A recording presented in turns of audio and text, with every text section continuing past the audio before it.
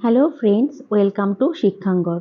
আজকে আমরা class 4 wings বইয়ের থার্ড পার্ট পেজ নাম্বার 164 সেই পেজটা পড়ব। সেখানে একটা মাদার টেরেসা সম্পর্কে প্যাসেজ দেওয়া আছে, তারপর সেখান থেকে কিছু কোয়েশ্চেন্স করা আছে, সেই আনসারগুলো আমরা করব, আর কিছু গ্রামার আছে তারপর সেগুলো আজকে আমরা সলভ করব। তো চলো আগে আমরা প্যাসেজটা পড়ে নিই, কী দেওয়া আছে দেখি। Mother Teresa was born on 26th August in 1910। তাহলে 1910 সালের 26শে আগস্ট তিনি জন্মগ্রহণ করেন। অ্যাট দ্য এজ অফ 18, 18 বছর বয়সে she decided, তিনি মনস্থির করলেন, টু বি এ নান। নান মানে কি? সন্ন্যাসিনী। she then left home for good, তারপর তিনি চিরতরে বাড়ি ছেড়ে চলে গেলেন। টু এনরোল হারসেলফ, এনরোল মানে কি? নথিভুক্ত করা। হারসেলফ, তার নিজের নাম নথিভুক্ত করতে। At the institute of Blessed Virgin Mary virgin in Ireland, তাহলে আয়ারল্যান্ডে সেখানে তিনি গেলেন, সেই ইনস্টিটিউটে তিনি তার নাম নথিভুক্ত করার জন্য। She came to India in 1929, তিনি 1929 সালে কলকাতায় এলেন, ইন্ডিয়াতে এলেন। টেরেসা ফাউন্ডেড, তিনি প্রতিষ্ঠা করলেন the Missionaries of Charity in 1950, 1950 সালে তিনি তৈরি করলেন Missionaries of Charity. She spent many years of her life, তিনি তার জীবনের অনেকটা সময় কাটিয়েছেন ইন কলকাতাতে। Working for the poor and sick people, দরিদ্র মানুষ যারা ছিল এবং অসুস্থ মানুষ, সেই সমস্ত মানুষদের তিনি সেবা করতেন কলকাতায় থাকাকালীন। সি ওয়াজ অনার্ড, তিনি সম্মানিত হয়েছিলেন উইথ মেনি অ্যাওয়ার্ডস, অনেক পুরস্কারে। ইন 1979, 1979 সালে শি ওয়াজ অ্যাওয়ার্ডেড, তাকে পুরস্কৃত করা হয়েছিল with the Nobel prize for piece, শান্তিতে নোবেল পুরস্কার তাকে দেওয়া হয়েছিল। তো আমাদের দেশে দেশে বলবো না, আমাদের ওয়ার্ল্ডে 6খানা বিষয়ে শান্তির এই নোবেল প্রাইজ দেওয়া হয়। তার মধ্যে সেই বছর শান্তিতে নোবেল পুরস্কার পেয়েছিলেন Mother Teresa. She is respected, তিনি সম্মানিত হন অল ওভার দ্য ওয়ার্ল্ড, সমগ্র পৃথিবীতে, ফর হার নোবেল ওয়ার্কস, তার এই ভালো কাজের জন্য। সি পাসড অ্যাওয়ে, তিনি মারা গিয়েছিলেন। পাসড অ্যাওয়ে, মারা যাওয়াকে ভালো কথায় বলা হয় পাস অ্যাওয়ে। তো সি পাসড অ্যাওয়ে, তিনি মারা গিয়েছিলেন on 5th September 1997 in Kolkata, 1997 সালের 5ই সেপ্টেম্বর তিনি কলকাতাতেই দেহত্যাগ করেছিলেন। তো এটা হচ্ছে আমাদের গল্পটা। এবার এই গল্প থেকে আমাদের কিছু কোয়েশ্চেন্স করা হয়েছে, সেই কোয়েশ্চেনের আনসারগুলো আমরা করব। অ্যাক্টিভিটি 1-এ কি আছে দেখো।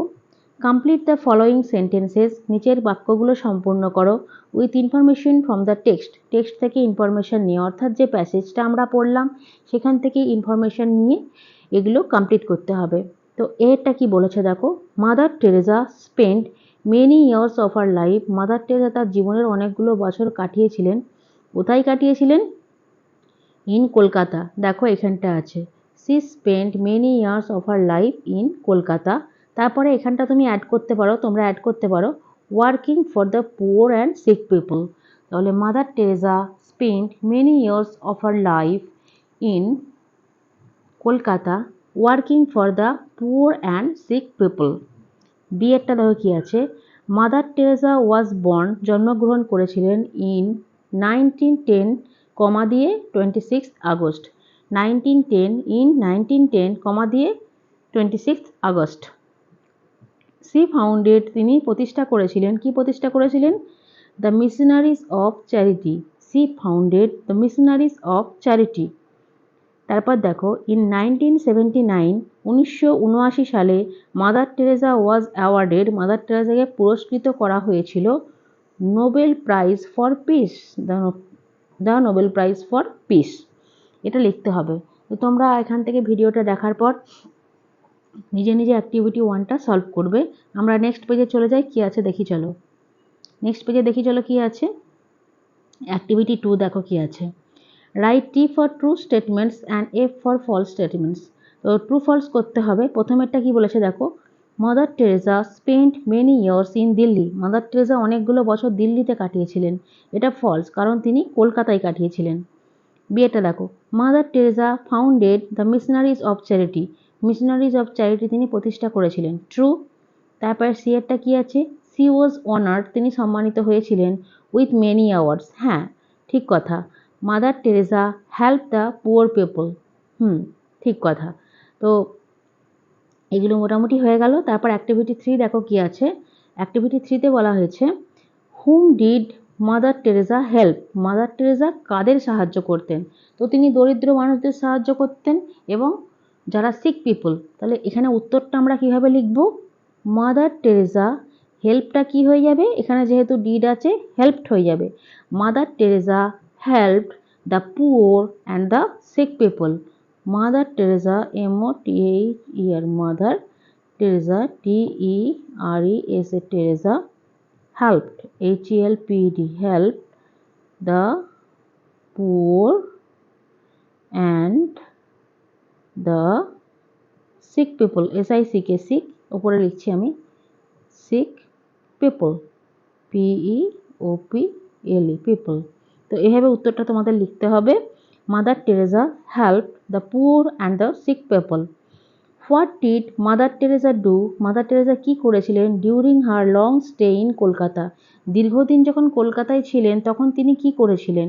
সেই একই উত্তর তোমাদের আবার লিখতে হবে। মাদার টেরেসা হেল্পড বা মাদার টেরেসা ওয়ার্কড। এখানে লিখবে মাদার টেরেসা, তারপর কি লিখবে? Work WORKED work for the poor and the sick people. For the poor and the sick people. Poor and the Mother Teresa helped the work for the poor and the sick people। তারপরে এটা লিখবে during her long stay in Kolkata Mother Teresa worked for the poor and sick people during her long stay in Kolkata। সেটা দেখো why did Mother Teresa establish missionaries of charity? এটাও ঠিক একই জিনিস। দরিদ্র মানুষদের হেল্প করার জন্য, অসুস্থ মানুষের সেবা করার জন্যই কিন্তু তিনি মিশনারিজ অফ চ্যারিটি তৈরি করেছিলেন। এটাও তাহলে উত্তরটা লেখার সময় কি লিখব? মাদার টেরেসা এস্টাবলিশড, যেহেতু ডিড আছে এটা পাস্ট টেন্স হয়ে যাবে। তাহলে Mother Teresa established Missionaries of Charity to help the poor and the sick people, আর বলতে পারো ডিস্ট্রেসড পিপল। ডিস্ট্রেসড মানে যারা খুব খারাপ অবস্থার মধ্যে রয়েছে, ডিস্ট্রেস DISTRESSED ডিস্ট্রেস, যারা খুব খারাপ অবস্থার মধ্যে রয়েছে সেরকম মানুষদের হেল্প করার জন্য তৈরি করা হয়েছিল। তারপরেরটা কি আছে দেখো, why is mother Teresa respected all over the world? কেন মাদার টেরেসা পৃথিবীর সব জায়গায় সম্মানিত হন? কেন? তার এই ভালো কাজের জন্য, ফর হার নোবেল ওয়ার্ক। তাহলে উত্তরটা কি হবে? Mother Teresa is respected, mother Teresa is respected all over the world, সমগ্র পৃথিবী জুড়ে। কেন? For her Nobel works WORKS works for her Nobel works. তো আশা করি তোমরা এই আনসারগুলো বুঝতে পেরেছো। এবার অ্যাক্টিভিটি 4-এ দেখো কিছু গ্রামার আছে। কি আছে? টিক দ্য কারেক্ট প্রিপোজিশন, সঠিক প্রিপোজিশনটাই টিক দিতে হবে। প্রথমেরটা কি আছে দেখো, হি কেম টু মাই হাউস, সে আমার বাড়িতে এসেছিল অন সানডে। কেন? আমরা জানি বারের নামের আগে অন হয়, সেই জন্য অন হলো। The dog jumped over the fence, ফেন্সের ওপর দিয়ে জাম্প করে গেল। Roma lives in Purulia, my friend Annie lives beside my house, আমার বাড়ির পাশে আমার বন্ধু অ্যানি থাকে।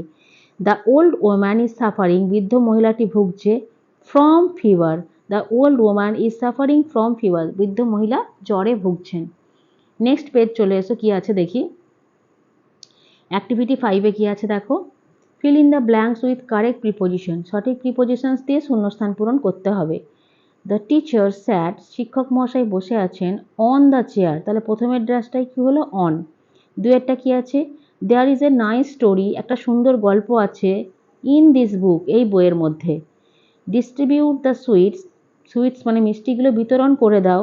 Dash the boys of the class, among the boys of the class, অনেকগুলোর মধ্যে হলে, অনেকের মধ্যে যখন করা হয় তখন সেটা অ্যামং হয়, তাহলে among the boys of the class.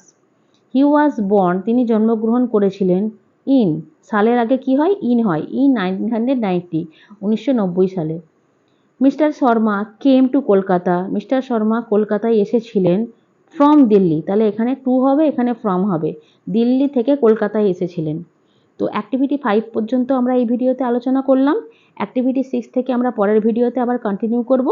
তাই পরবর্তী ভিডিওটা পাওয়ার জন্য অবশ্যই বিডি চ্যানেলটাকে ফলো করো, সাবস্ক্রাইব করো, আর এই ভিডিওটা ভালো লাগলে একটা লাইক করে দিও। Thank you.